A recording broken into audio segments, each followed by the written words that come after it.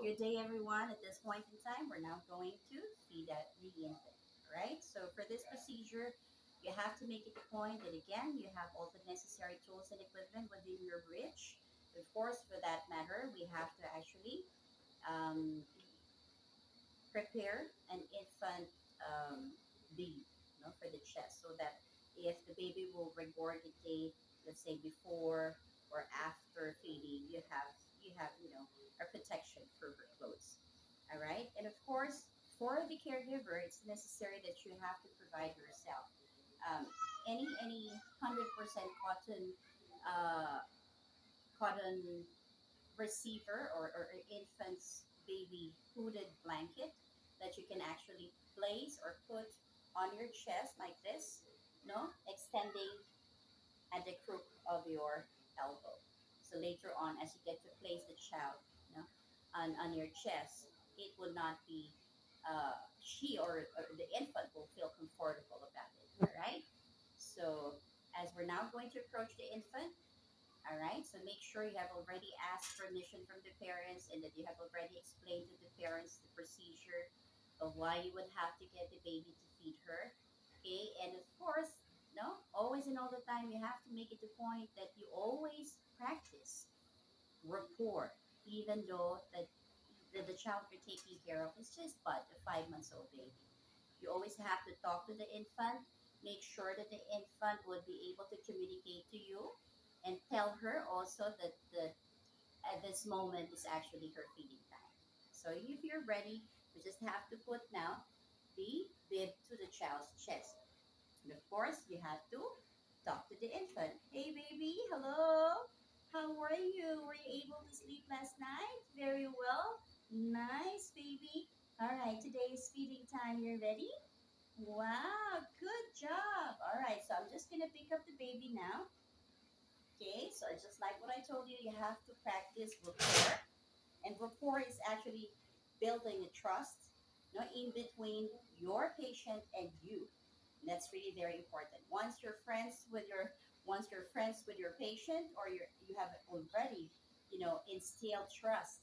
Okay, the baby would be able to find you, or look for you wherever you are, because she feels, or he would feel, that he or she is safe whenever you're present, because you have already instilled rapport, or that so-called trust, between you and him. Right. So the next thing that we have to do after we have already spoken with the child, then of course we have to get the formula milk. So make sure that we have already the 100% cotton material that is actually extending from our shoulder to the crook of our elbow. All right. Then, of course, you have to make it a point that you have already explained to the infant that today, at this moment, is actually feeding time. All right. So normally, especially for like newborn babies, okay, um, and and since, let's say for example, the mother is away, and it's going to be very possible for her to be fed by breast milk. Of course, the only thing that's possible is for you to actually feed the infant via formula milk. All right. So let's begin. Of course, in our case, you have to actually have an extra, washcloth in order for you to place the cup and then cover it later on, because you don't want any flies to get into it. And then, of course, we're now going to feed the baby. As we feed the baby, we can actually observe, for rooting reflex. We just have to actually stimulate the infant's rooting reflex by stroking the side of the cheek in order for the child to actually reach, or actually turn into the nipple. Okay, so as the baby would turn to the nipple, the next thing that we have to do is to actually stimulate again the lips in order for the baby to practice her sucking reflex. All right. So if you get to see that the baby's already sucking the infant formula milk, then the next thing that you would have to observe is how much and how good she is in sucking her milk. Okay. Also, while sucking, or while the baby's actually sucking her milk, you have to make it a point that you have to watch or be watchful if she has already consumed at least half of the milk. Because what you're gonna do next, no, is that if you were able to actually observe that she has finished the entire half of the milk, you just have to push the lower lip, no, not so hard and not so soft, in order for the suction to be released. You don't just pull, the nipple out of the baby's mouth while she is actually is still is sucking the milk. But once you get to push with your finger the lower lip, no, from the chin of the infant, it's going to be possible for the infant to actually release right away, no, the nipple, okay, from her lips. And then the next thing that you would have to do, of course, is to cover the milk. You don't want any flies to get into it. And then you would just have to put the baby in the so-called burping position or the upright hold. Okay. For this upright hold, okay, the next thing that you would have to do is to actually wait for the infant to burp. And since they're quite smaller or so small, most of the time you would really find it long, enough for you to wait for them to burp. That's why you would have to do stimulation, of course. And as you get to do that, you would need to actually massage the upper back of your baby or the infant that you're taking care of. And then in between the scapula, you would have to make, a soft back tapping.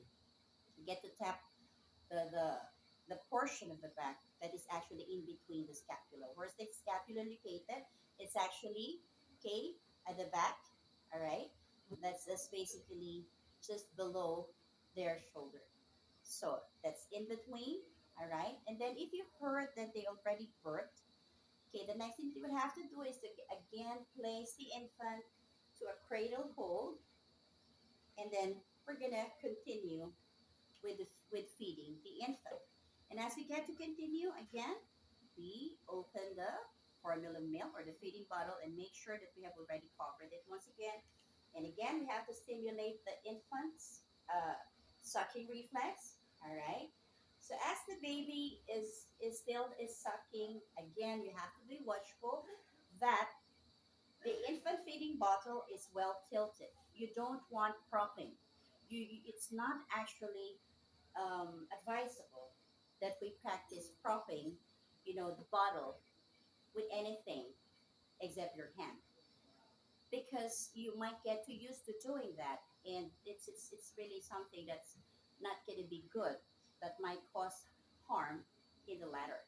Okay, so as you get to actually feed the infant this way, okay, if you see, now if you've seen the infant's feeding bottle already, or the chamber of the infant feeding bottle has already been halfway full, then the next thing that you would have to do again is to push the lower lip, because you don't want her to suck with air. Okay, you don't allow the baby to actually consume the entire milk, no, because sooner or later she will be able to suck the air from the feeding bottle. So you just have to push again the lower lip in order for you to be able to release the suction, and then cover. And then the next thing again that we're going to do is to birth the baby for the second time around. Right? So we're going to birth the baby once again, position the infant into an upright position. So that's going to be this way. And you would just have to actually, again, massage the infant. All right? Okay? Do back tapping technique in between scapula that way. And and if you heard the baby or the infant already birthed, and then that's it. So we have already practiced, okay, the right way of feeding an infant. So there you have it.